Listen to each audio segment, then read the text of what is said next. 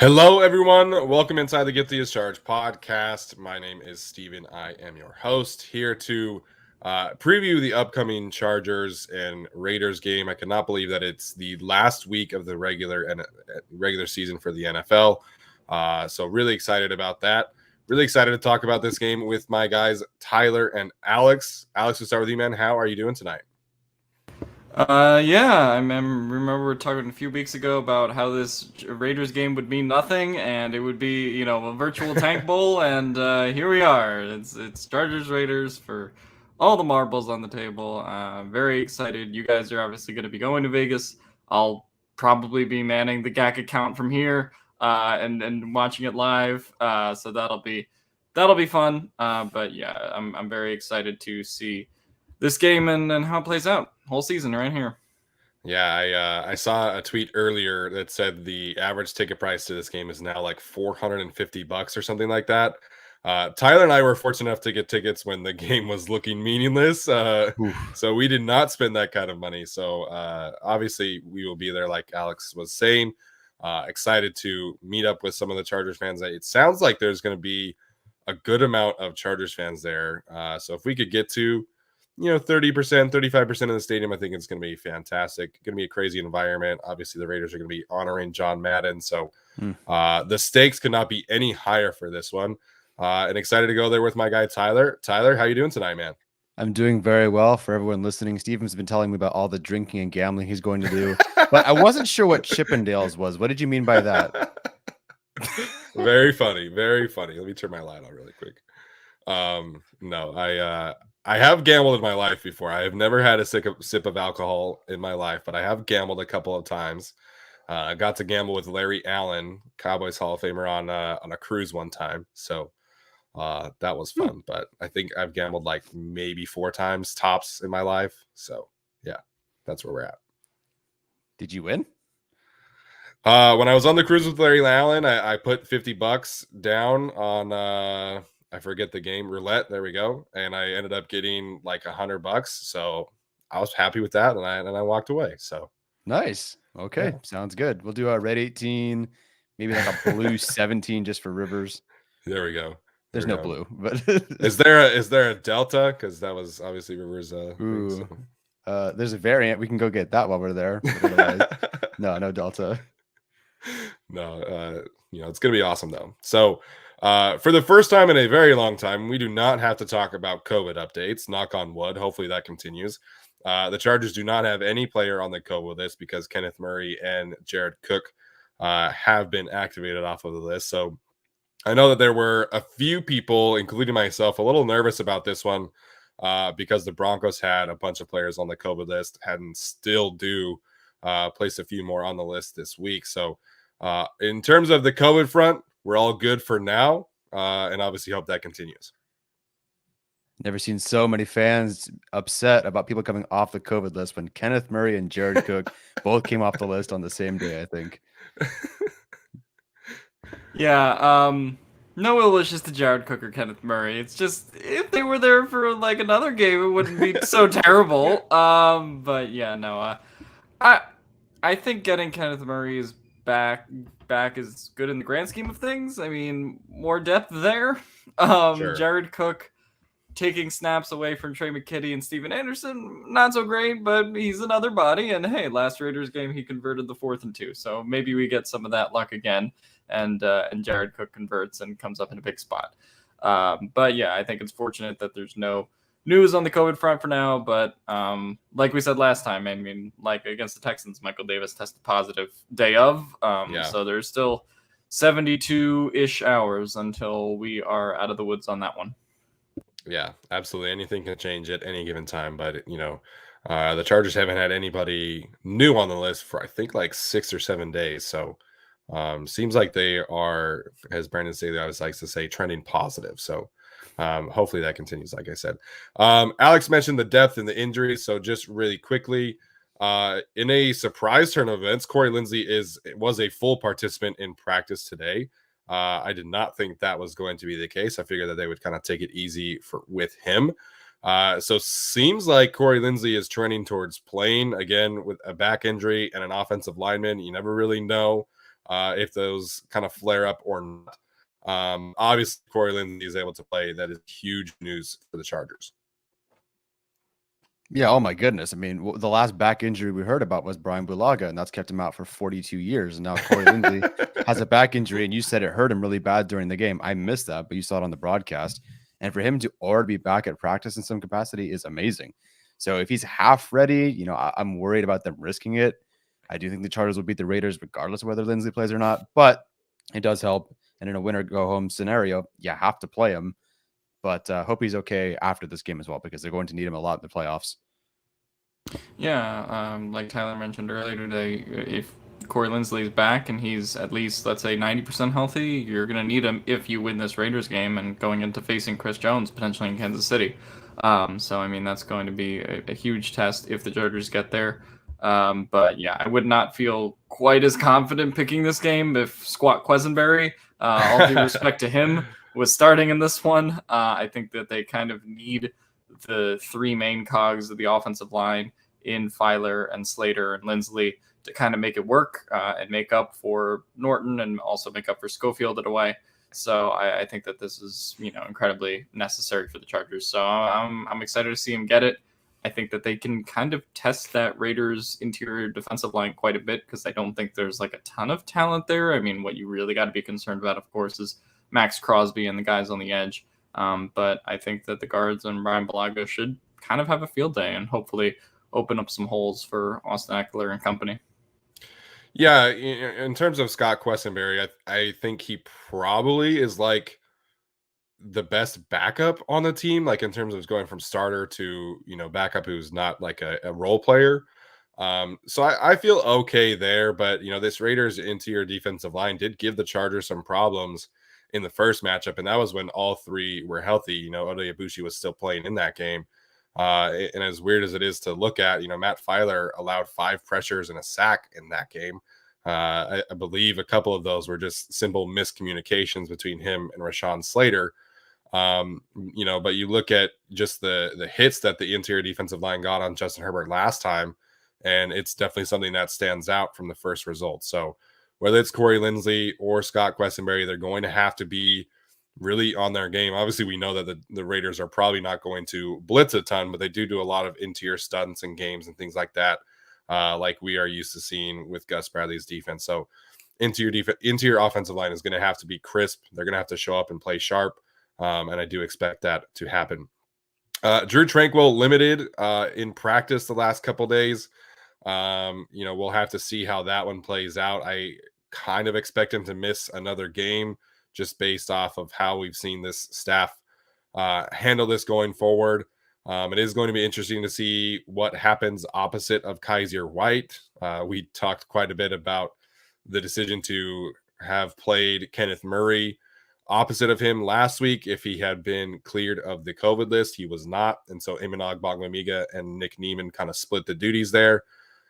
So if Tranquill's not playing, it does kind of sound like it's going to be a Kenneth Murray inside linebacker game instead of an edge game, which is makes me a little nervous, but you know, we'll have to see really kind of what happens there. Is Tranquill straight up DNP or limited? He's limited. He was limited yesterday, limited today.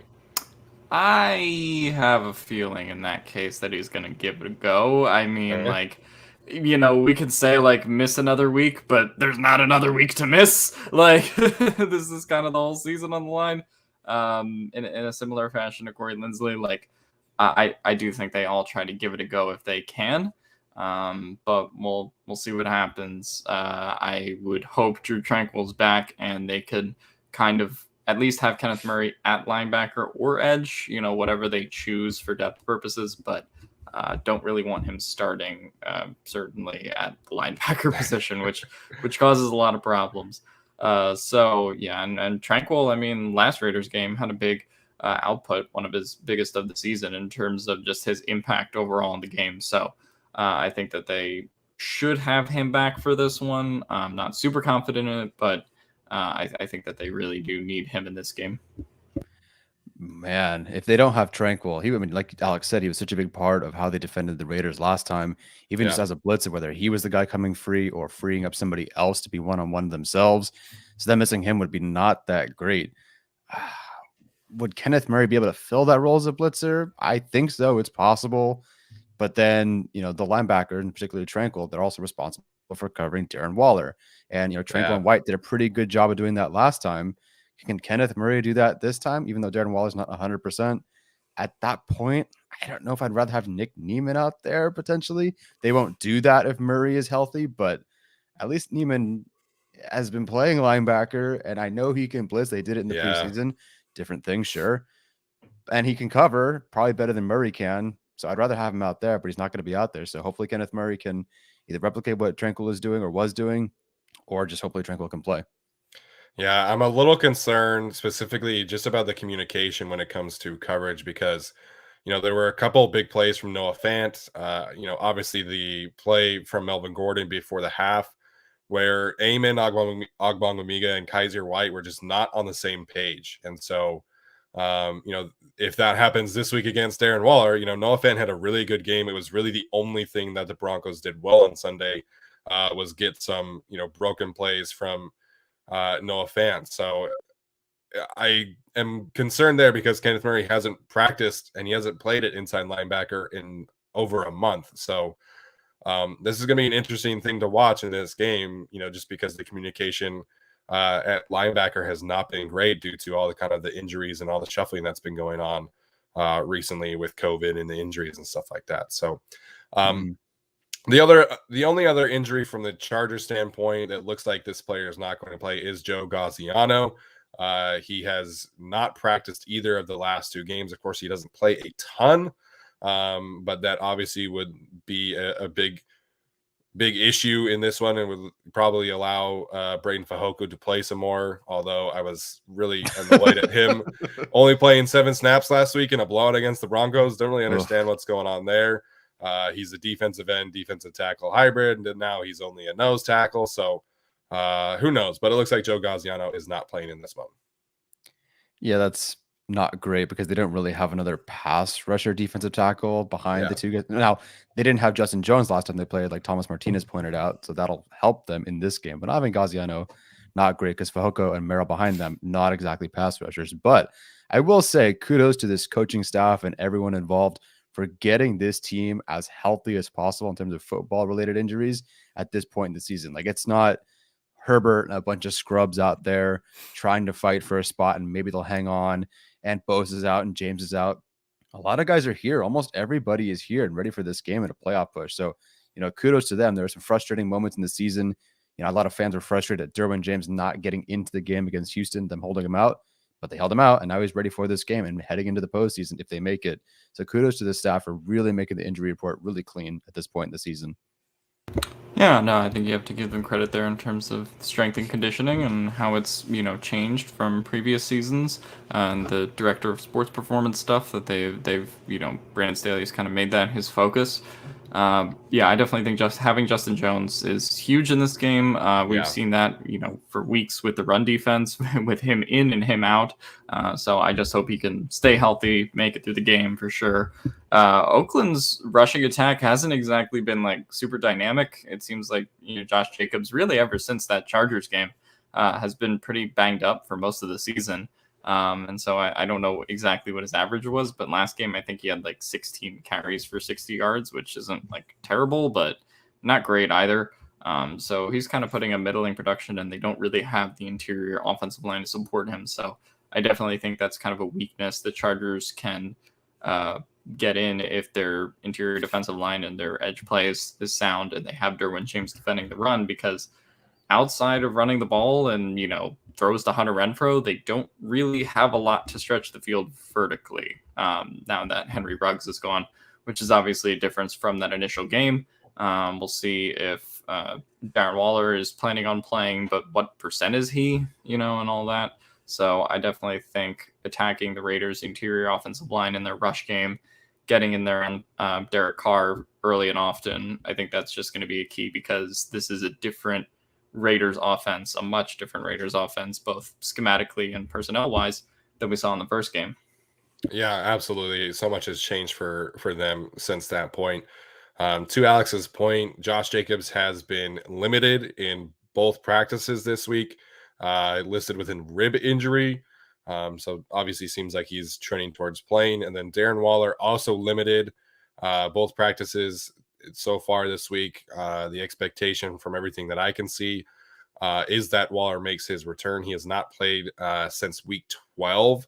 And obviously the Raiders offense really has not been the same since. So two big storylines there. So before we dive into this specific matchup, I wanted to answer a couple of questions because we got this from Juan Gonzalez and a couple people asking about and chatting about Storm Norton and Trey Pipkins. I got a bunch of people asking me about it yesterday. So Juan's question specifically, is there a chance that Pipkins gets the nod over Storm Norton? Brandon Staley basically said that Storm Norton is going to start. He is considered the starter as long as Brian Bulaga is out and as long as Storm Norton is healthy. But Alex, what do you make of the way Trey Pipkins has played and the way Storm Norton has played? And should Trey Pipkins be starting over Storm Norton if both are healthy? No. I think Storm Norton should start, and I think that's a pretty decisive answer. Like, Trey Pipkins has played well given the circumstances. The only scenario where I would say something like Trey Pipkins should get the start is if you still had Storm Norton experiencing symptoms of COVID, or he experienced some kind of weight loss thing. That I think would be a concern. But in all of the situations, Storm Norton is kind of the best backup tackle on this team, and he's proven it for something like, considering when Brian Bulaga went out against Washington, 16, 17 weeks at this point. Had his rough stretches early on, obviously infamously in that Cowboys game, which started the rise of Micah Parsons to winning Defensive Rookie of the Year. But, ever since then, I think he's improved more and more every week. And so I think he'll kind of get a chance to go against Max Crosby, probably. But this is a game where it's like, well, I mean, Pipkins has done okay against some of the edges in the league, but are you really going to trust his momentum against Max Crosby? Like, I would like a guy who's been playing there for 15, 16 weeks, also played Crosby before in the previous game. So for me, I think you got to go Norton here. I know there's the caution about overhyping or getting too excited about a player about a couple of weeks. We already saw that with Storm Norton after week 1. But Storm Norton, at least in terms of pass protection, it's not like he's great. It's not like we saw Brian Bulaga and then he went down. And now it's like Bulaga's coming back and, should we start Pipkins because he played a couple of games? No, like Storm Norton has not been a good pass protecting right tackle for most of the year. Some of it's been worse. Some of it's been better. Good moments and Parsons moments. But I don't know if, like, all things considered between Pipkins and Norton, I don't know if there's a huge difference. Now, the one thing that definitely gives me pause is the fact that Pipkins likely is more practicing at left tackle than right tackle.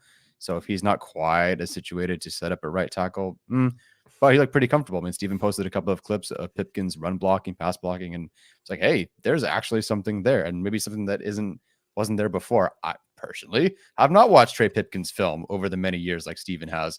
So I couldn't tell you if he's been better or not, but I think he's fine. And listen, Storm Norton, before he went down, the right tackle position for the Chargers was giving up 35% of their pressures. He was one of the worst, or at least gave up the most pressures, or one of the most pressures of any right tackle or air tackle in the league. I think he was top 5 for most pressures allowed. So it's not like, oh, let's let Norton start because he's earned it and deserved it. And I'm glad he's here. He's improved, especially in the run game. I think he's good there. But all things considered, and considering you might be looking for a backup right tackle next season, I don't think Pipkins should start at all. I don't care if he crushes it the rest of the way. I don't think he should start. But I think, considering you have him under contract, and you don't have that with Norton, I think it's worth starting him at right tackle if he's prepared to do it, and if he's had enough work there at right tackle. He looked okay last week, but then again, they were playing. I don't know who their backups were. Cooper was out too. Yeah. So again, it's the Broncos without a bunch of talent, but I'd give him a shot. I personally would give him a shot. Yeah, I'm intrigued. Obviously it's a positive sign that he is playing well. Of course, it's all relative, as Philip pointed out, when Trey Pipkins started against the Chiefs, they did a lot of chipping, lots of double teams, lots of max protect situations. So Pipkins had a lot of help against the Chiefs. He didn't have a ton of help against the Broncos. So it was really good to see the way that he played, because we've seen him previously struggle even against backups, as recently as this preseason. So it's a good thing the way that Pipkins is playing. And like I said, I am intrigued to really see how far he's come, and just throw him out there against Max Crosby, one of the best edge rushers in the league.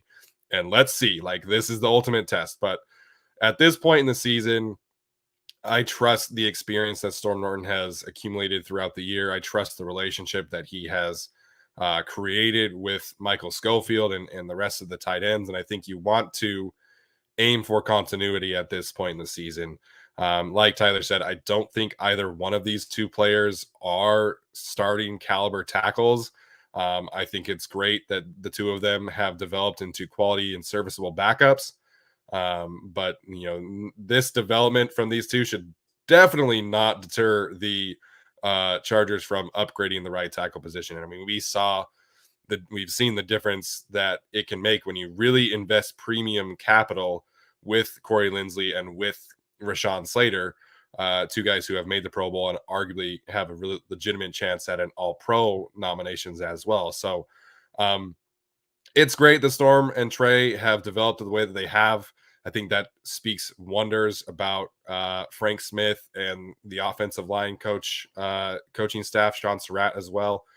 But like I said, I think we have to be a little bit cautious with Trey Pipkins because of who he was playing against the Broncos and how much help he was having against the Chiefs.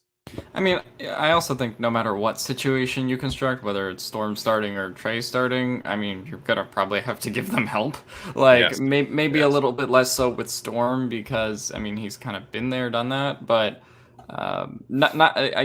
starting Storm is not like a thing where it's like, oh, this guy's great. It's just like, well, I mean, Trey Pipkins has had 2 games, really. We're talking this season where he started. And, they've had to give him a significant amount of help in both of those games. I don't think that's a particularly wise decision to throw him in at right tackle when you're playing Max Crosby, who's been one of the best defensive ends in the league this year. Yeah. And as far as Storm Norton giving up 35% of the team's pressures, I mean, yes, I don't think he's been good, but at the same time, he plays on a line with Linsley and Slater and also Matt Filer. So it's like he's kind of going to giving up a lot of pressures because those guys don't give up any pressures, and they know defenses at this point know to go after Storm Norton. They would know to go after Trey Pipkins if he were to get the start at right tackle. So at this point, I think this is something the Chargers just have to live with. And if you're picking the least bad option between those two, or at least the more safe choice, I do still think it is Norton. Just run the ball 35 times. Absolutely. So I know a couple of people asked about Brian Bulaga as well. Haven't expected him to be back all season. He had core surgery. He's been at the facility, which is great for him. Feel like if he wants to retire at this point, that seems kind of likely. But I do not expect him to be on the Chargers next year. He is not missing games on purpose. Just want to get that out there because people still are trashing him. NFL contracts are highly incentivized by being on the field. So he has literally millions and millions and millions of reasons to not be missing games on purpose. So I promise you that if Brian Bulaga were healthy, he would be on the field. All right, let's move on to this specific game because I am just, chomping at the bit here to talk about this specific matchup and kind of the general storylines as we always do, the biggest things that we're focusing in on. And Tyler, we'll start with you. Biggest storyline of the week for you? Biggest storyline of the week for me. It's not huge, but I am very curious to see how this goes considering both teams are trending different ways. And that's the 4th down decisions on either side of the football or either team.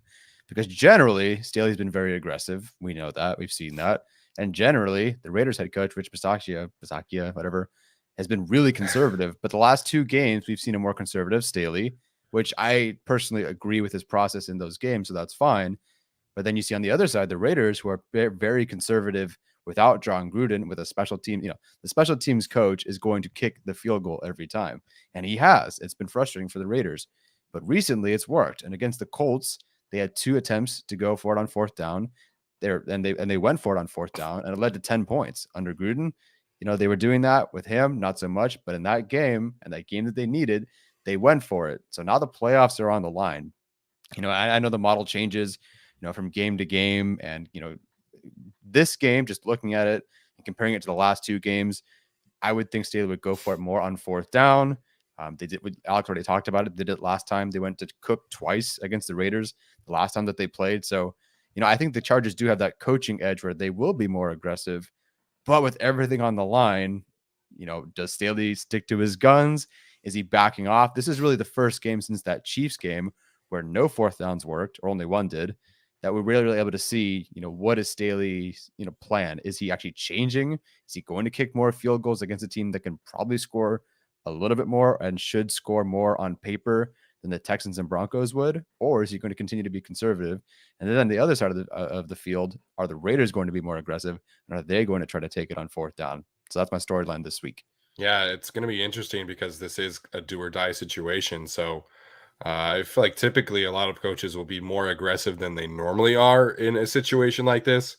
We talked about the lack of 4th down aggression last week. I still hate the fact that the Chargers got to the 1 yard line twice and came away with 2 field goals and didn't try for either one. But that's just me. Alex, your thoughts there, and then the biggest storyline that you're focusing in on this week.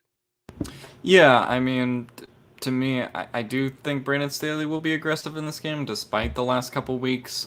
Just because, Derek Carr is a much bigger threat, I think, offensively than Drew Lock and Brett Ripien were last week. And also, there is the aspect of it. It is basically a playoff game, right? Like, everything is on the line here. So I do think Brandon Staley probably will be hunting out touchdowns.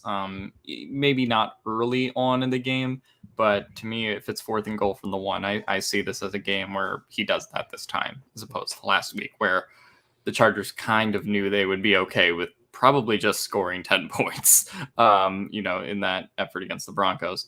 My key matchup is going to be, or not key matchup, but my storyline to watch is Gus Bradley and how he's going to coach this game. I think this is kind of one of the key factors in how it's going to turn out, because Gus Bradley did change up things last time.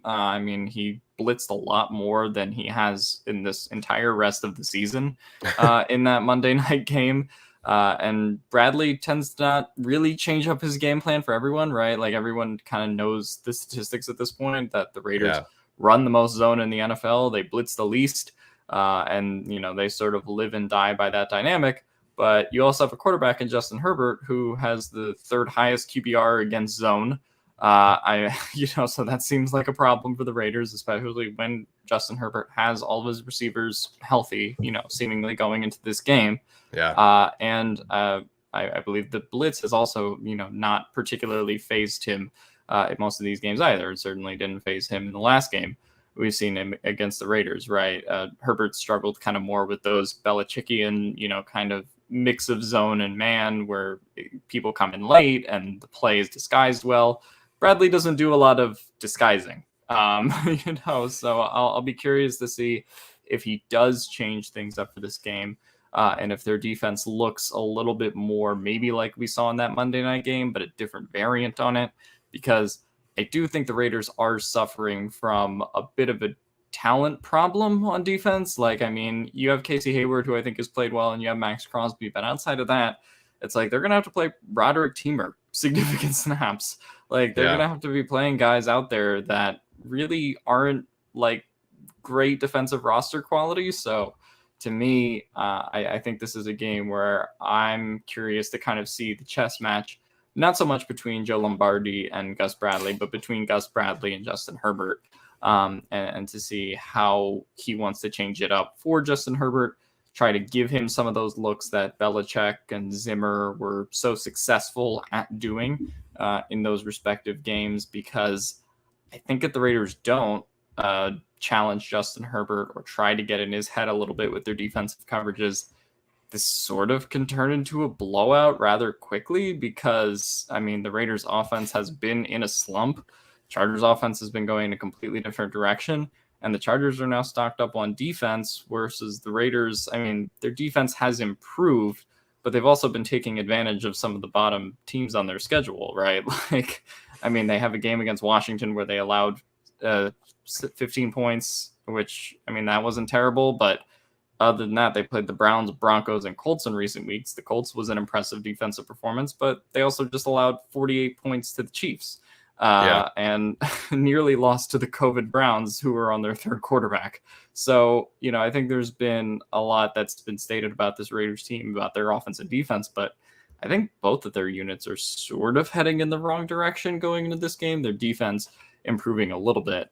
But how Gus Bradley attacks this Chargers offense, to me, really determines the game. If he's going to give Justin Herbert problems, this could turn into sort of a shootout type environment. If he's not going to give Justin Herbert problems, then I think the Chargers could end up kind of rolling in this one based on the talent level of the Raiders defense and just where they are at this point in the year with their offense.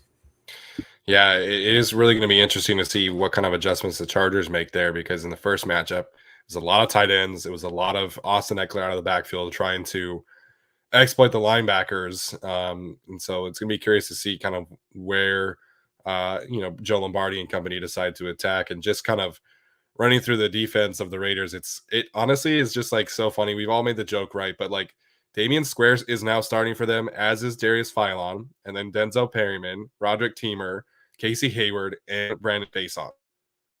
All four Chargers, all starting at this point in the year for the Raiders. So I hardly think that any of those players should, scare the Chargers. Like I think we were all kind of expecting, Keenan Allen and Mike Williams to really go after Trayvon Mullen and Damon Arnett and Casey Hayward in the first matchup. And you could argue that the Raiders secondary is even worse now because you're starting Brandon Faison. Desmond Trufant is playing for them. Obviously, Nate Hobbs didn't really play in the first one. He is going to play in this matchup, and he's kind of been their slot corner. But this really is the secondary that can be had rather easily, and so it's just going to be interesting to see what adjustments the offense makes. My big storyline isn't necessarily anything schematic or anything like that. I just want to know, and I'm curious to see which Chargers defense shows up, and specifically the energy and effort that they play. Because you watch the game against the Broncos and you see a defense that's flying to the football, and you could always tell when a defense is playing confident when you have multiple defenders around the ball each time. And that's what was happening against the Broncos. You have Nasir Adderley making a tackle, Linval Joseph, Justin Jones, Derwin James, Kaiser White. They're all flowing to the football. They're all rallying to the football. And then you watch the Houston Texans game or the Giants game, and you don't really see that energy. You don't really see that intensity. And it really has translated into, their effectiveness of stopping the run. And, you look at the games where they've really shown up well, they've stopped running backs from really doing that much damage. You hold Javonte Williams to 14 carries, 30 yards rushing. That's 2.1 yards per carry. Melvin Gordon had a little bit more success, but he only had one explosive run of 12 yards, which was a huge issue against Rex Burkhead. You go down the line and you can look at Joe Mixon, who had 19 carries, 54 yards for 2.8 yards per carry. He had one explosive run for 11 yards. Clyde Edwards-Helaire, Darrell Williams combined for 14 carries and 44 yards rushing, 0 explosive runs. So does the passing game, and Justin Herbert kind of make things easier on the rushing attack? Yes. But we've also seen that the defense is very up and down with just their energy level and just how intense they are attacking the ball. And so this is a huge matchup in that regard because, Josh Jacobs is seemingly, more involved now. He's averaging 15 carries per game since the bye week, as opposed to 11 before the bye week. So Jacobs is getting more involved. He had 130 yards rushing against the Broncos a couple of weeks ago. Obviously, the environment is going to be crazy. The Raiders are honoring John Madden.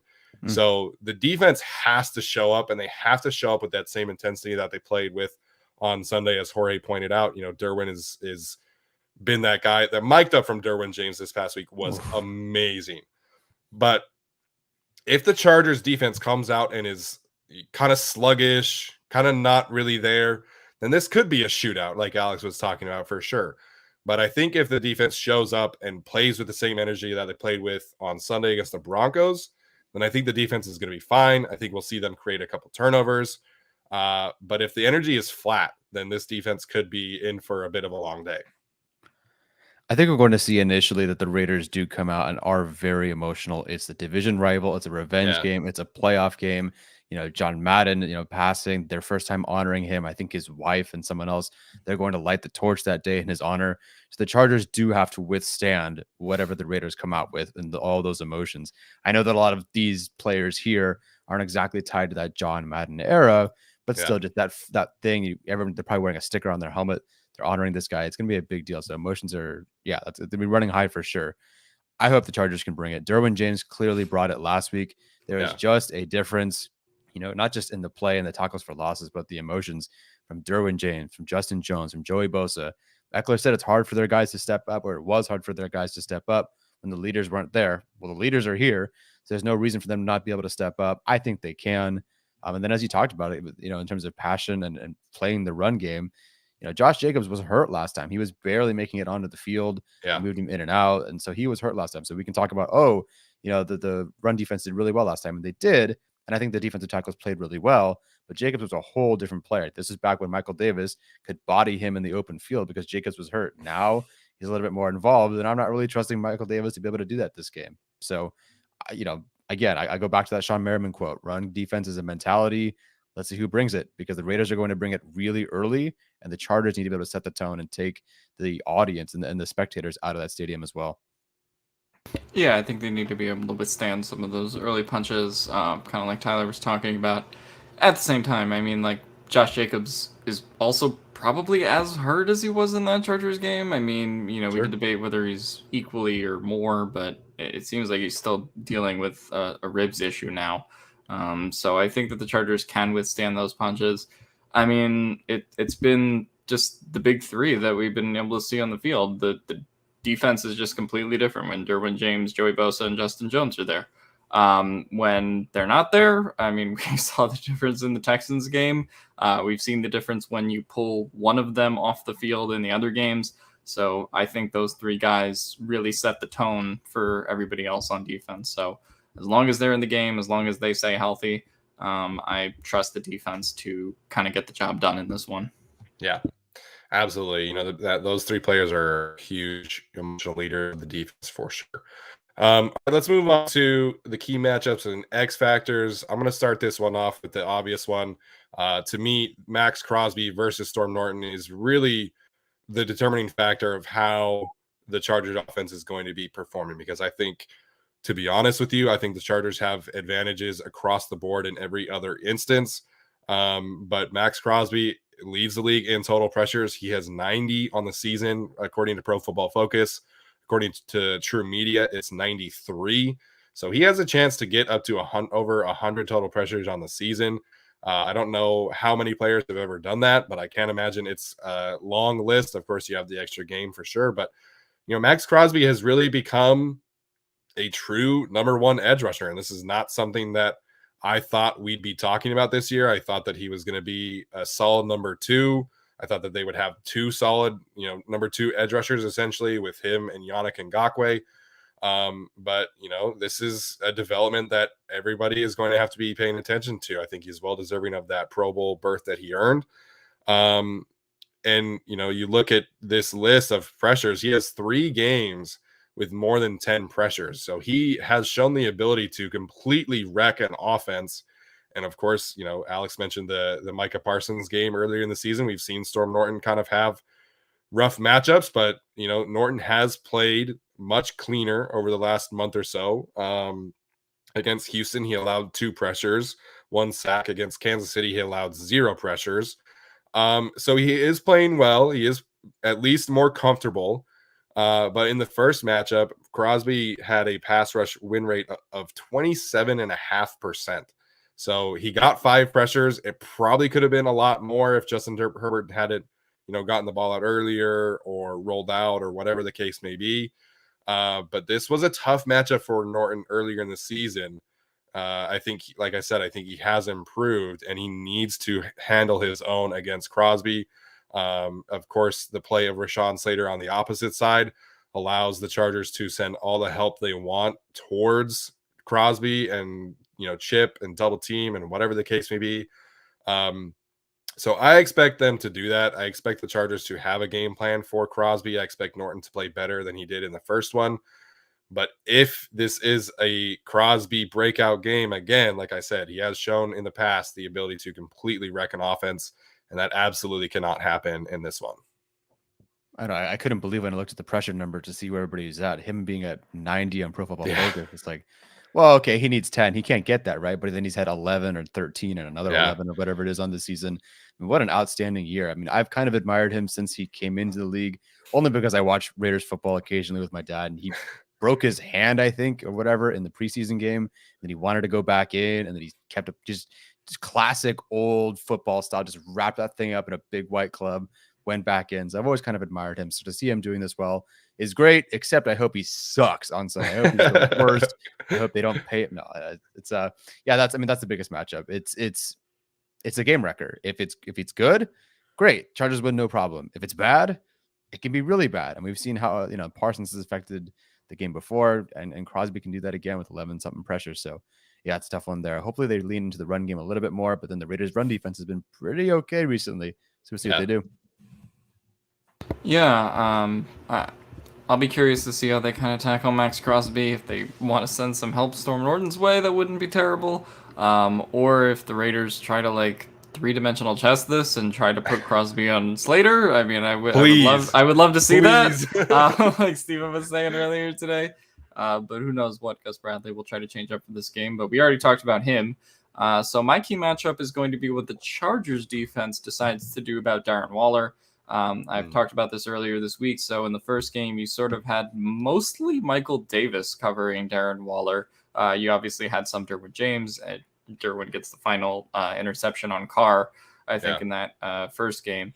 So, but it was really Michael Davis shutting him down. And this was a Michael Davis prior to the hamstring injury, prior to COVID, and prior to everything we've seen. And Darren Waller similarly has gone through his own injuries and COVID at this point. So I'm very curious to see what the Chargers decide to do with Darren Waller, if they trust Michael Davis to just go up and get it like he did in the first game and just kind of run a track meet with Darren Waller. If that's the case and you trust him, then you go with it. But I would like to see more Derwin still. He's been one of the more reliable players, and he's playing one of the best tight ends in the league. So I don't know what the ratio will kind of amount to being there, but I'll be very curious to see how they decide to deal with Darren Waller in his first game back. Certainly won't be 100%, but I mean, you can tell that the Raiders are going to go pretty much full bore with him for the entire game. So I'm curious to see what the Chargers do about him, because I do think it is a problem potentially if Michael Davis has an off game and you put him there. That can, much like the Max Crosby thing, if it goes bad, it can go real bad, like Tyler said earlier. So I'll be curious to see what they do there. And to me, it's probably the best Raiders offensive, piece that can make a difference. Like, I know Hunter Renfrow has been good, but, I think that Darren Waller is really the difference maker and guy who can kind of stretch the Chargers out vertically in a sense. So that's going to kind of be my key matchup and what the Chargers decide to do here. Yeah, so the Raiders have only scored over 20 points twice in the last 9 games, and Waller has missed 6 of those games, of course. So it's been really tough sledding for the Raiders without Darren Waller. That absolutely could have been, a key storyline for sure in this one, because he is such a difference maker. I really felt like in the first matchup that obviously the Chargers shut them out in the first half, but in the second half, they really came out and made a concerted effort to go get Waller involved. And so, you have Thomas Martinez asked about Chris Harris. Chris Harris did not play in the first matchup. I think we'll probably see some Chris Harris on Darren Waller. I think it's going to be a lot of everybody, to be honest with you. Derwin James will have some reps against him. But like we saw last week, Derwin James, they love to move him around and play him at strong safety, free safety, slot, edge rusher. He had 6 snaps as on the edge this past week against the Broncos, which is so much fun to watch. But they're going to use a bunch of different bodies. Of course, the linebackers will have some reps against him too. But it would not be opposed to flat out double teaming him and just kind of letting everything else happen from there. Yeah, Right. I was just going to say, in terms of the kind of exotic looks that you can do on defense, right? Like, we loved seeing when Adderley and Derwin did that blitz together, right? Yeah. If you can have more plays where maybe Michael Davis can handle Darren Waller by himself, it does allow Derwin to be more of a game wrecker rather than someone who does kind of have to track Waller the whole time. So that's also another reason I think it's a key matchup, because I think if the Chargers can manage Waller a little bit easier, or if he's clearly still a little bit hobbled from his injury, I think that does take a dimension out of the Raiders offense. there's so many storylines in the secondary and how they cover whoever. I mean, last time they didn't have Chris Harris Jr., and then last time they had Tavon Campbell, who did a really good job, some great open field tackles on Hunter Renfrow. Do they mix him in at all? Probably not at this point. I don't remember how many snaps he played against the Broncos, or how many he's played since Chris Harris Jr.'s come back, and all the starters have been healthy. And then, yeah, with Michael Davis, I think he'd be okay covering him and then rocking with the same game plan as last time. Whether you believe Pro Football Doc or not, or if you follow him, that's a whole other thing. But he gave Waller a 66 out of 100 for like a health grade score, 6 score, whatever it's called, heading into this game. So it's like a 2/3 Darren Waller. And so I think someone like Michael Davis can make that work, especially because in theory, Michael Davis is healthy, although we're not sure where he's at post-COVID. We just heard that Joey Bosa wasn't practicing for 14 days because of COVID, then waltzed into that Broncos game. So maybe Davis has his feet underneath him a little bit more. But then you have Derwin James, a guy who, last time it looked like he was playing more deep. They had that threat of Henry Ruggs, and Henry Ruggs in the second half absolutely took it to him in classic Raiders Gruden fashion. They opened things up more deep with Ruggs, and they went after it. And James, for as good as he is, and he was almost in perfect position every time, but Ruggs just a little bit faster. This time they don't have that, and at the fourth quarter, and sort of in their last half of the fourth quarter, Derwin James was on Darren Waller. Brandon Staley basically made Derwin James his closer. He said, "Hey, just go take that guy out for the rest of the game." And he picked him off that one play. And then in their 4-minute drive, I think there were 2 different drives, in their 4-minute and 2-minute drives to close the game, Darren Waller was just running flats to the sideline, and Derwin James was like, "Okay, that's fine." And they basically ignored him with Derwin James on him. So do they put Derwin James on him to begin with? Because now, look, there's no more Henry Ruggs. You do have Deshaun Jackson. You do have Tyron Johnson. I pray to God it's not a revenge game for Tyron Johnson because he is active. Yeah. But it's not Henry Ruggs, so you can move him a little bit closer. Now, do they put him on Waller? Do they just leave him there to help with Jacobs? I don't know. There's a lot of storylines in the secondary, how they change things up, because these teams are sort of the same, but then very different from the last time they met. Yeah, I expect Derek Carr in this must-win matchup to really go with his guys, the guys that he trusts, and of course that's Hunter Renfrow, Darren Waller, maybe a little bit of Zay Jones in there. I don't think this is going to be a big Deshaun Jackson, Tyron Johnson game just because he doesn't have those reps. So, Arjun pointed out in the chat earlier, you have Hunter Renfrow most likely going up against Chris Harris. So, Chris Harris, I've given you a lot of shit, man. I've given you a lot of shit this season. If you ever had one shining moment left in your career, please let it be this week. Please, for the love of God, do not get completely cooked in this one. All right, let's talk about some X Factors. Alex, who is your X Factor of the week? I'm going to say, coming off of last week, that it's sort of Andre Roberts. I think that he proved that he can, obviously have a big kick return, had 2 last week, but the Raiders have been pretty good at stopping the average opponent kick return yards. They're only giving up, I believe, 16 per attempt. So it's been, pretty good sledding for them, but the Chargers special teams blocking and DVOA has obviously improved. So they are getting better in that sense. I don't know if they're ready to go against the Raiders and, a special teams that's run by a special teams coach from, kind of a team first dynamic, right? The way that they handle things. But if there was ever a chance for Andre Roberts to have another game and get another statue built for him, I think that this is kind of the one. Obviously getting, having that speed. We've talked about what the energy in that stadium is going to be like.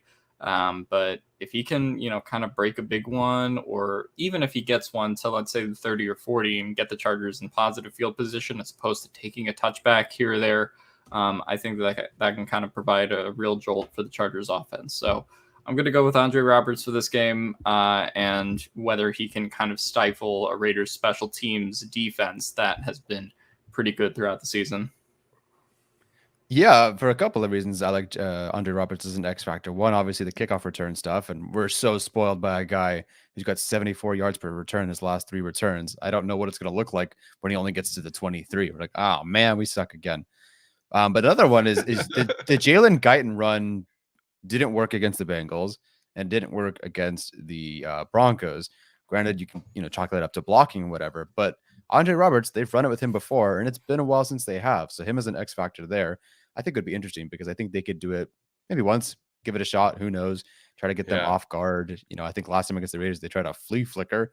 Remember those days? It feels like forever ago. They tried flea flickers once a game. So, get them off guard a little bit, see what they can do. So, yeah, I could see Roberts doing that. Yeah, really quickly before you give your X Factor, Tyler, Jalen Guyton absolutely had 10, 15 yards if he had just kept going outside on that run. There was zero reason for him to cut that back inside because everybody was doing their job. So please do that with Andre Roberts and not Jalen Guyton. Yeah, it's crazy that Roberts is 33 or whatever it is because he does not look like a 33-year-old out there. He's freaking spry. He's fast.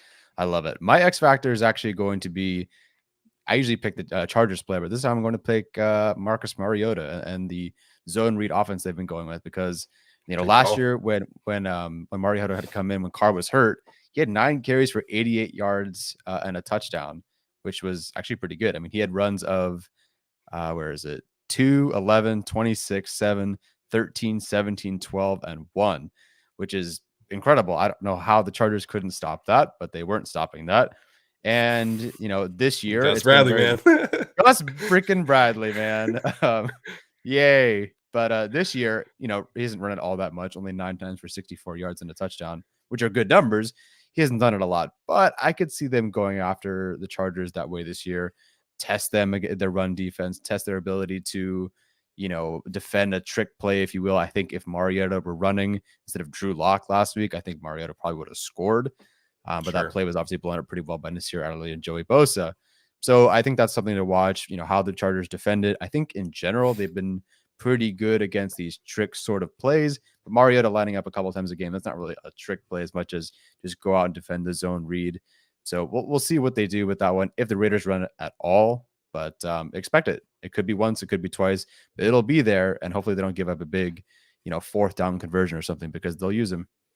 Yeah, Brandon Staley specifically mentioned Marcus Mariota when someone asked him what kind of has changed for the Raiders offense since the previous matchup. So I expect, the Chargers to have prepared for that. I expect them to, have a plan for Marcus Mariota. My X Factor, Juan Gonzalez just on a roll today, stole mine. My X Factor is Justin Jackson. Obviously, he's had more opportunities over the last few games because Austin Eckler is injured, but I wanted to go through this really quickly. So over the last 4 games really is when he's come on this season. He had 9 carries for 35 yards, 13 for 86, 11 for 64, and then 12 for 41 this last week. So over the last 4 weeks of running backs with 50% 50% of their team's carries, Justin Jackson is 3rd in the league in yards per carry at 5 yards per carry.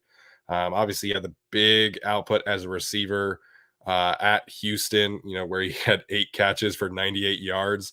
And they've really done a fantastic job of getting him involved. And so I think, this is a game, if Corey Linsley is playing, where the Chargers could kind of assert their dominance in that regard. I know the Raiders are generally good against the run, but if the Chargers get out to an early lead, then they're going to look to establish Austin Eckler and Justin Jackson. And, this could be another big Justin Jackson week. We've seen him have good games against the Raiders in the past. He's been really good over the last month or so. And I think the Chargers need to keep doing that. I think it works. This offense works better when you have the balance between Jackson and Eckler. And I think Jackson really has earned the right to be averaging, 10, 12 touches a game. And if he does some damage with those, then I think that's going to be huge for the Chargers this week. It's nice to see that just this performance and the performance they had against the Texans wasn't a fluke, or even against the Chiefs. It wasn't a fluke. Yeah. He really has something there. He's really settled into this nice role, also performing well on special teams. If he can be a nice complementary piece on offense and do well on special teams, great. You deserve the carries. He's efficient. He looks good. And right now he's healthy. Knock on wood. horseshoe, whatever you want to do, rabbit's foot. Hope he stays healthy because he's earned it. So I like that one. Yeah, he had a great tackle on punt last week. And Jason, friend of the show, Jason Ballier, has pointed out a few times on Twitter that he's been excellent as a special teamer this season. Yeah, I mean, this offense works well when Justin Jackson's averaging 5 yards per carry. It also works well when you keep Larry Roundtree and Joshua Kelly off the field as much as possible. So I think that is a very good X Factor choice. Yeah, absolutely. Excited to see how they do that. He also had 3 catches this past week, taking a little bit off of Eckler's plate there too. So again, we saw them go after the linebackers in the first matchup. If they want to do that in this matchup, then of course the running backs are going to be involved there as well. Craig, what up, Craig? He says the end of the season MVP equals Justin Jackson's health. I absolutely agree with that. The end of season MVP has been the CDC changing their quarantine and all that stuff, and the NFL adjusting because Chargers totally would have lost that game last week. Yes, absolutely. That is a very good point, Tyler. So it is that time of the week. We are going to hit some bold predictions ahead of this matchup. And Tyler, I'll let you start this one off. I can see it happening. Doesn't even feel that bold, but I have Justin Herbert with 5 touchdowns as a bold prediction. I won't say 5 touchdowns in my score prediction, but I think he can. 5 total touchdowns, doesn't have to be passing. I just think it's a night we're going to remember because Justin Herbert is here. He's ready to carry his team into the postseason. And I think he can pull it off. He's running a little bit more. He's throwing well. He looked good against the Broncos. Not excellent, but he took very good care of the football, which is what you want to see. I don't expect him to turn it over all that much. As long as guys aren't dropping the football, I could see him scoring 5 touchdowns this game. So that's passing and rushing combined then. Yeah, unless he wants to do kickoff return. Do the Philly special, but have him as a touchdown this time. Yes. There you go, Alex. Yeah, go ahead. Let's take the Philly special out of the playbook this week after we saw Drew Lock execute it to not so great heights. But I'll say that my bold prediction, we've been talking about Joey Bosa, how he's been doing. I feel like last week was sort of getting his feet back under him a little bit. I think he's going to have a big one in this one. And when I talk about a big one, I think he's kind of going to have the Bills game from last year. Tyler's face. So I'm going to say 3 sacks for Joey Bosa, 5 quarterback hits, 1 strip sack. I like it. And he'll be going up against Alex Leatherwood either way. Right tackle, Joey Bosa. Right guard, more Joey Bosa. I mean, he's kind of doomed either way. I can't wait to watch that. It's just going to be a slaughter, a holding penalty, sort of day, false starts, all that sort of stuff. It's going to be great watching him go against whoever he's going up against. And according to Raiders fans, he's scared of Colton Miller. So, there's that. But I absolutely expect a big game from Joey Bosa. It was really interesting to hear his comments today. Tyler pointed it out on Twitter, but as Craig said, oh, pause. I just realized what I said. I stepped into that one. Yep. There you go. But it was interesting to hear his comments today about his offseason and kind of how he struggled and didn't really have a great offseason by any means. He's had a really good season, leading the league in strip sacks. He's got, I think, 68 pressures on the year, 8 sacks. So if he hadn't had COVID, he would have had a career season this year. So it was just kind of interesting hearing Joey Bosa talk about that one today. Yeah, I hope he's doing fine. It seems like he is, and I'm proud that he's proud of the way he's finishing this season. For him to be healthy, again, him, James, Kaiser White, Austin Eckler, all here.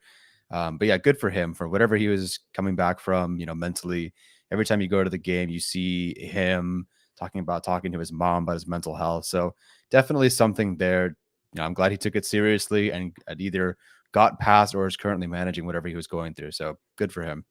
Yeah, and he got some award today. I don't really know what the award was, but he was very funny when he was accepting that with his acceptance speech. But love Joey Bosa. He's just such a goofy character. But my bold prediction is that the Chargers are going to get a pick 6 on defense. I think Derwin James was very vehemently energized by not getting the interceptions that he thought he should have had against the Broncos this week.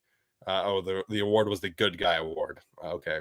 I didn't know that was a thing, but anyways, Derwin was so vocal in the mic'd up about him not getting the interceptions, and he promised Brandon Staley that he would get one this week. So I'm not necessarily predicting that it's going to be a Derwin James pick six, but I think Derek Carr gives defenses enough chances to make some plays, and so I think the Chargers will take advantage of one and get a pick six this week.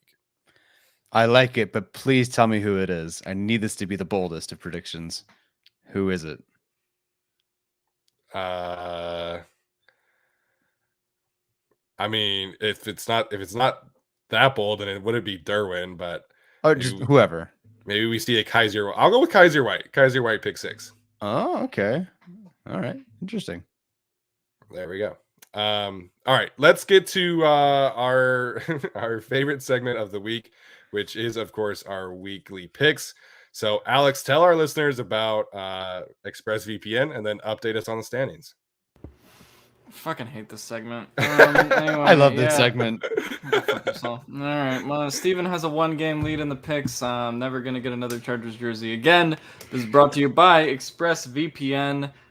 So the pick standings are Steven is at 35 points or 35 wins on the season. I'm at 34. Tyler is at 29. So he might actually finish within 3 of us if me and Steven both tank this week. So that's the standings brought to you by ExpressVPN, where you can go and get a 3-month free trial, and you can watch games overseas. If you're overseas, you can watch games like the Chargers-Raiders game that'll be on Sunday night. You can watch the Saturday games, everything that's on this week, Netflix episodes of your favorite shows, Hulu, whatever the hell you want to watch. I'm so depressed I can't do this segment anymore. Thank God there's only one more week. Anyway, this is brought to you by expressvpn.com/guilty, where you can go get a 3-month free trial of ExpressVPN. I don't know who's first this week. I guess Steven. It's Steven. Yeah. So yeah, nail my coffin, buddy. You're only down by 1. You're only down by 1. You could easily tie, and then we'll see where we go from there. I'd be pretty surprised, to be honest with you, Alex, if I went 3-0. So you have a chance for sure. But yeah, obviously, ExpressVPN, great. It's a great thing. I use it every single week to watch games. Obviously the season's coming to an end, but definitely take advantage of that going forward. That being said, my picks of the week, first and foremost, I'm going to take the Chiefs over the Broncos. The Broncos are not starting Patrick Surtain, who really is like their only good player this week. The Chiefs don't necessarily have a ton to play for, but as far as I know, they are starting most of their key players, so I'm going to take the Chiefs over the Broncos. Next, I'm going to take the Colts over the Jaguars. I know there's going to be a lot of weird stuff happening in that game. I definitely would take the Jaguars against the points. 15.5 feels like a lot. Jacksonville has kind of become the Colts version of Denver, but I do expect the Colts to eke out a win relatively to that phrase. And then upset pick of the week. Let's see. I had it where I scrolled too far.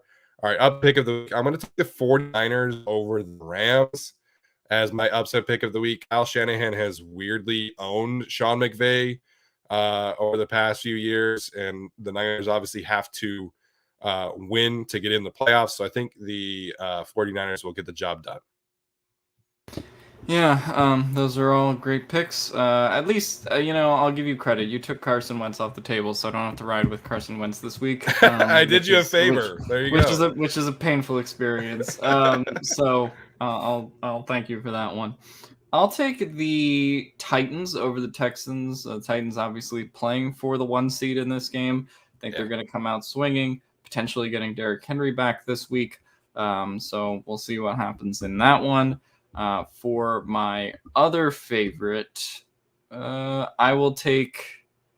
No, I can't do that one. Nope. All right, off to a banner start. All right, I'm gonna do it. Cowboys over Eagles. I don't trust the Eagles in this game. They've already clinched. They don't need to do anything. Cowboys, I feel like, are, kind of in need of a rebound after last week. Cowboys are still playing for something too. So they're just trying to get that 2 seed potentially. So I'll take the Cowboys in that one. Just don't trust the Eagles right now in that kind of a game. And for my upset pick of the week, I'll go Steelers over Ravens. Steven went with the Steelers last week. And potentially Lamar Jackson's not playing in this one. His guy Tyler Huntley will be there, so the Ravens, still have a chance. But now they've lost 5 in a row. Doesn't seem like things are going to turn around soon. So I will take the Steelers in the upset in what is very likely Big Ben's final game. So I will go with the Cowboys, the Steelers, and the Titans. Wow, okay. You had an opportunity to go with Bills over Jets. Bills are 16-point favorites. So I'll take that as one of my obviously favorites to win. Oops. Sorry, Alex. I will take at this point, I already lost anyway. It doesn't matter. Oh, but you had such a layup, man. No, I lost anyway. I'm gonna hate this. Oh God. Packers over Lions. We'll see how that goes. Is Rodgers playing? Rodgers is playing, as far as I know. Yeah. Well, we'll find out. Wait, if Rodgers is playing, why are they only 3.5-point favorites? Because he might not be playing. Maybe. Oh, I guess that. Maybe he plays like a quarter or something. I don't know. I guess it's a hell of a quarter. Well, I guess they're leaving it till the last minute, and that's why the line is that way. But yeah. Yeah, whatever. And then I will take some of the upset picks. Is just like, what am I take? Panthers over Bucks. I mean, unless the Bucks keep cutting receivers at halftime. I will take. Jeez. That's a whole other thing. Give me the Dolphins over the Patriots. You know what? Just for some misery for Alex, I'm gonna take the Eagles over the Cowboys. Why would it be misery? I mean, I hope the Eagles win. I guess I already lost to Steven. It doesn't matter because I really should be losing to Tyler. That's the thing. Yeah. Tyler bungled his whole thing and dared Steven to go 3-0. He did it one time, and now me and Tyler are gonna both have to play $500 to Steven for a jersey. I don't know. That's probably what we're gonna $500. That's what. When was the last time you bought a jersey? I mean, are you guys gonna get me an Express or Express? Are you gonna give me a jersey? Yeah, I don't know what we're buying, but jerseys are needlessly expensive in this society. Anyway, but yeah, no, I've already taken the L, so I hope the Eagles win and beat the Cowboys, but don't think that's gonna happen. For the record, Tyler Thomas pointed out that the plan for Aaron Rodgers is a few series. Okay, that means. That's enough to get up 21-0 though. Yeah, exactly. So, what's their touchdown percentage? Like every third drive, so I'll take it. Jorge said that's what Alex gets for not returning his shopping carts. That 100% makes sense. I'm still not going to return them. Oh man, come on. Well, you're gonna have to return it after you buy Steven a jersey. I'm shipping it to him. There's no cards involved. Yeah, Alex doesn't have to put the card away, but someone does. All right, we'll wrap this up with our final score predictions of the Chargers and Raiders game. Again, stakes could not be any higher for this one. I cannot wait to be there and watch this game, win and in kind of matchup, and obviously everything riding on the table for a variety of reasons. That being said, I'll let Alex kick us off this week because I went first last time, I think. So, Alex, final score prediction of the Chargers and Raiders game on Sunday night. Chargers 34, Raiders 23. I think that the Chargers get a rather emphatic win here. And just the more I've been looking at these rosters, I think the Chargers are the far and away better team. Like just given what the Chargers are on defense. They have Joey Bosa, they have Derwin James, they have Justin Jones. I can't believe they talked me into believing them again after the Texans game, but here we are. And I think their offense is flat out better. And this game comes down to Justin Herbert versus Derek Carr. And Justin Herbert is way better than Derek Carr, who has 14 interceptions and 12 fumbles on the year. So I can see a way where the Raiders win this game. Obviously, we've talked about the emotions heading into this one and them getting Darren Waller back.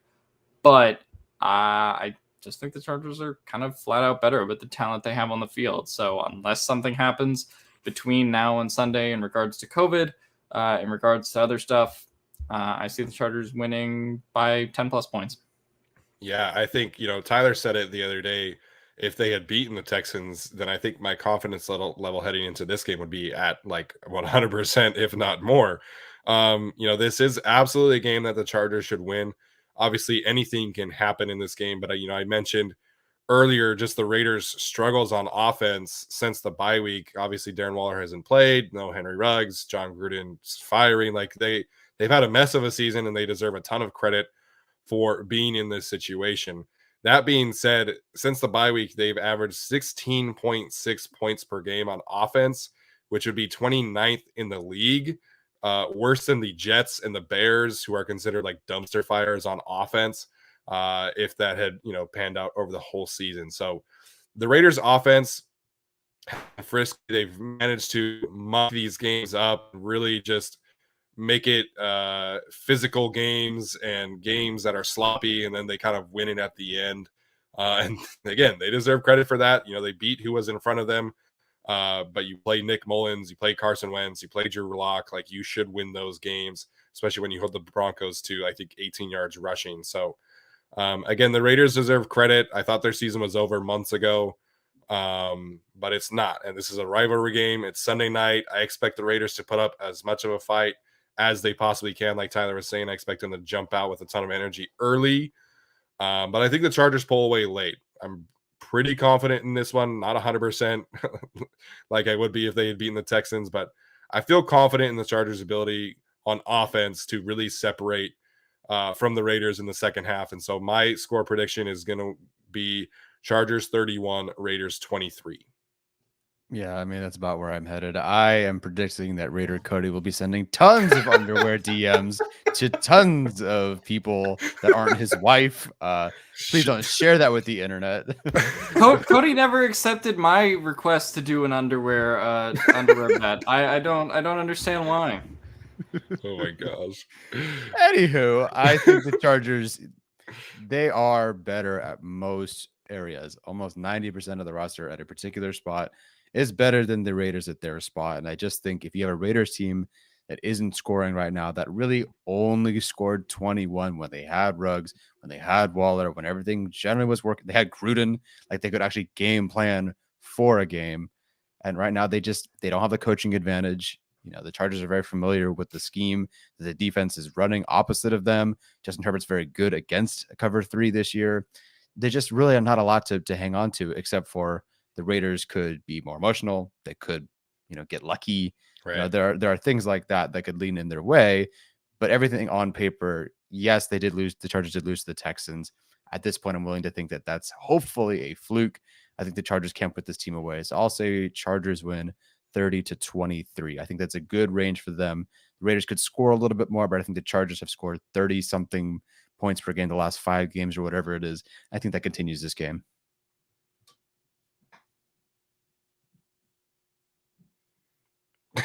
And awkward silence chicken right there. Love it.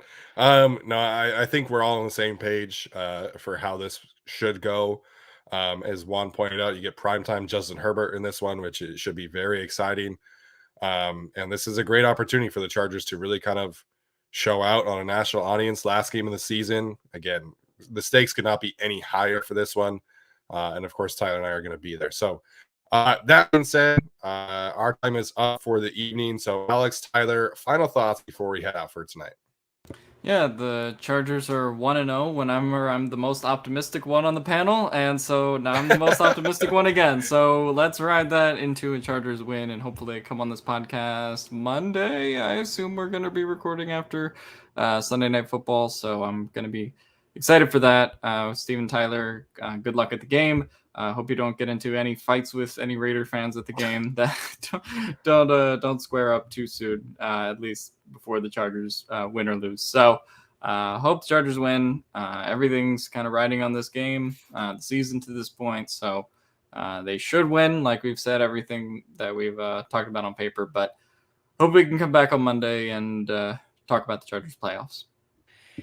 Yeah, man. I mean, we're going to Vegas. I can't believe we're going to Vegas, and it's a game that matters a lot. And it's going to be a huge game. I mean, I've never been to a game like this. I've never been to a play and you're in game like this before. we've seen a couple, sure. Unless you think the Chargers haven't won a playoff game since 2009 or whatever it is. That's a whole other problem. But I'm excited to be there. It's going to be awesome. We'll get there. It'll be the Saturday meet and greet party. They'll have tailgating.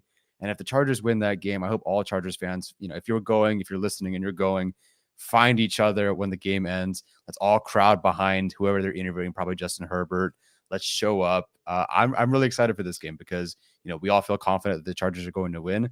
I think they will. And the Chargers, getting to go to an away stadium and see them win, make the postseason. Justin Herbert's first attempt at the postseason doesn't get much better than that. So, it's going to be a ton of fun. We will be recording unless something happens Monday at 11, I believe, in Blue Wire's multi-million-dollar studio at the Wynn in Las Vegas. So that'll be pretty fun to be able to do. I don't know which room we'll get. Maybe we'll just get the broom closet, but we'll be inside that $1 million studio's broom closet. So that'll be awesome. Yeah, man, I can't wait. We had this idea to attend this game, I think like 2 months ago. We put in the request for our studio session, which I can't wait for. Of course, it looked like that game was trending towards not mattering because the Raiders were awful at the time. But I can't wait for this one. I haven't been to a Chargers road game in a really long time. I think the last one I went to was Chargers at Broncos in like 2011 or 2012 when I was in high school. And the Chargers were completely out of the playoff picture at that time. I think the Broncos were too. So that one didn't really matter. It was after Thanksgiving weekend, I think. It was fun. I had a great time. Broncos fans were nicer than I thought they would be. But this game is going to be different. A lot of Raiders fans are saying that a lot of people from Oakland are going to be, flying in for this game or driving or whatever.